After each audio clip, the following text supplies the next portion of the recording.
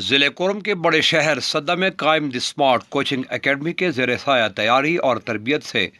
2010 کے بعد ہر سال ملک بھر کے اعلیٰ تعلیمی ادارے جیسے ملٹری کیڈٹ کالجز، آرمی اور پاک ترک سکولز، دانش سکولز اور ایٹا سے منسلک دوسرے بڑے تعلیمی اداروں کے لیے میرٹ اور اسکالرشپ ٹیسٹوں کے ذریعے منتخب ہونے کے بعد پڑھنے والے درجنوں ذہین طلباء جو موسم سرما کی چھٹیوں پر اپنے آبائی علاقوں میں آئے تھے نے صدہ جرگہ ہال میں ہم اور ہمارا مستقبل کے موضوع پر اپنے تجربات علاقے کے دوسرے طلباء کے ساتھ شیئر کرنے کے لیے ایک خوبصورت تقریب کا انعقاد کیا۔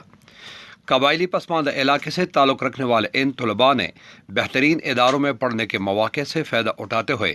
انگریزی اور اردو زبانوں میں تقاریر اور خوبصورت مقالے پیش کرنے کے بعد ثابت کر دیا کہ قبائلی طلباء ملک کے دوسرے تعلیم یافتہ علاقوں کے طلباء سے کم نہیں ہیں۔ سینئر طلباء نے نئے تعلیمی سال سے ان